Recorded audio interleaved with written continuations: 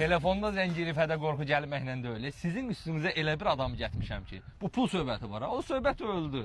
Ay qardaş, öldü deyəndə ki, elə belə az pul deyil bu. Bir imkan ver görək ağsaqqal nə deyəcək? Bəhruz sənsən. İndi bu uşaqlar da məni götürüb gətirib bura. Deyirsən ki, böyük pul. O pullar hamısı qəpik quruşdur. Əsas odur ki, münasibətlər pozulmasın. Mənim obyektlərim, avtosalonlarım, o nə mənə puldur ki, mənə də əziyyət verib götürüb gətiriblər bura. Bu nə puldur? Bunlar niyə incidirsən? Bu məsələni həll edib yoluna qoymaq lazımdır. Ona görə mən buradayam. Onda müəllim, pulu siz verəcəksiniz. Yox, mən dedim pul verirəm. Mənim pulum nə gəzir verirəm? Haradadır pul? Nətər yəni pulunuz yoxdur ay müəllim? O boyda bahalı maşın sürürsünüz. Bunu nə vaxtsa almışam indi bahalı maşın.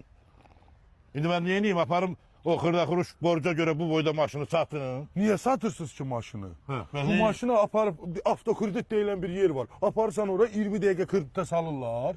Maşın qalır özündə. Elə olur. Olur, niyə olmur ki? Nömrəsiz ad dəyişmirlər. Yox, nömrə qalır üstündə, maşın qalır özündə. 20 dəqiqə. 20 dəqiqəyə. Oradan deyirsən. Hə. Sənin qadın alım. Ben bunu deyirəm bu Vallahi. Abi sağ ol, mənim canımı qurtardın. Kreditə salıb elə bir borcumu verəcək də. Kreditə mən niyə sallamayım maşını? Gətir öz keşkanı sal da kreditə. Çeşkanı da Ha salma. olur, elə 90 Olur. ildən yuxarılı boy maşın olur. Əla. Sağ ol. Gördün kişi məsələni nə yapacaq?